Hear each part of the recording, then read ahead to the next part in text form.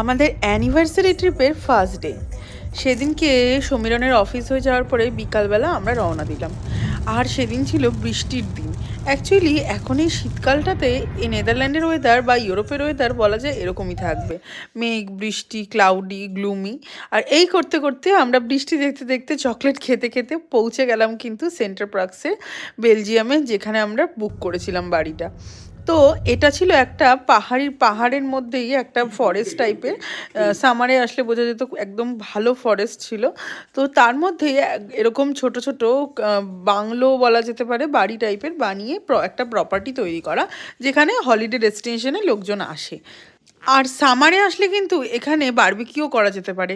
Even শীতকালেও অনেকে barbecue করে, বা আমরা অবশ্য বৃষ্টিতে ভিজে বারবিকিউ করার মতন অতটা উৎসাহী নই।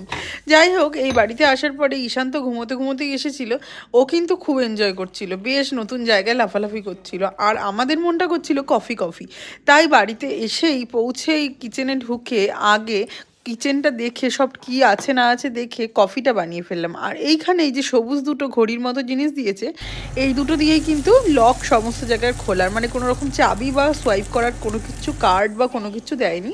এটা দিয়ে মেন গেটও খোলা যাবে এবং যে পার্কিংয়ের জায়গাগুলো সেগুলোও খোলা যাবে। যাই হোক, ঈশানিয়ার খাবারটা আমি বাড়ি থেকে একদম রেডি করে গরম বক্সে নিয়ে এসেছিলাম, সেটা সমীরণ খাওয়াতে বসে গেছে। আর আমি বানাচ্ছি রাতের ডিনারটা। আমার কাছে বাড়িতে কিছুটা লেফট ওভার রাইস ছিল, সেটা নিয়ে এসেছি। সেটা দিয়ে বানাবো রাজমা রাইস। রাজমার একটা আমার প্যাকেট কিনে নিয়েছিলাম, সেটা দিয়ে আর একটু ঘি দিয়ে একটু মশলা দিয়ে বানিয়ে নিলাম রাজমা রাইস। আর বানিয়েছি চিকেনের ড্রামস্টিক। আর চলুন, আপনাদের দোতলার রুম ট্যুরটা তো দেওয়াই হয়নি, তাই ভাবলাম দিয়ে দিই। ওপরে আছে ওপরে আছে সেম টাইপের 3টে বেডরুম, যেটাতে আছে একটা ডবল বেড এবং একটা ড্রেসিং টেবিল, ড্রেসিং এরিয়া। আর একটা রুমের সাথে আছে এরকম বেবি কটও। আমাদের যদিও 3টে রুমের কোনো প্রয়োজন নেই, তবুও আমরা যেহেতু 3টে রুম ছিল, সেই জন্য এক একটাকে এক একটা পারপাসে ইউজ করেছিলাম। একটাতে আমরা রেডি হতাম, একটাতে আমরা ঘুমোতাম, একটাতে ঈশান খেলা করতো। আর এটা হলো একটা বাথরুম। আর এই বাড়িটা যেহেতু কিডস ফ্রেন্ডলি, সেই জন্য সিঁড়িতে এরকম একটা গার্ডও আছে, এটাকে টানলেই এটা সিঁড়িটা কভার হয়ে যাবে, যাতে বাচ্চা যেতে না পারে। আর নিচতলাটা হলো এরকম, সেটা তো আমি আগেই দেখিয়েছিলাম। আর সব থেকে ইন্টারেস্টিং পার্ট যেটা, গ্রাউন্ড ফ্লোরে একটা সনা আছে। সনা তো সবার মানে ভীষণই রিল্যাক্সিং একটা জিনিস। আমি যে হেলথ ক্লাবের মেম্বার নেদারল্যান্ডে, সেটাতেও সনা আছে, আমার খুবই ভালো লাগে। বাট সময়ের অভাবে সপ্তাহে একদিনের বেশি যাওয়া হয় না।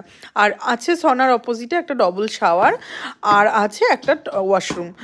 আর আমাদের খাবার কিন্তু এখন একদম রেডি, গরম গরম খাবার, ধোয়া ওঠা খাবার খেয়ে আজকে রাতটা ঘুমিয়ে পড়বো।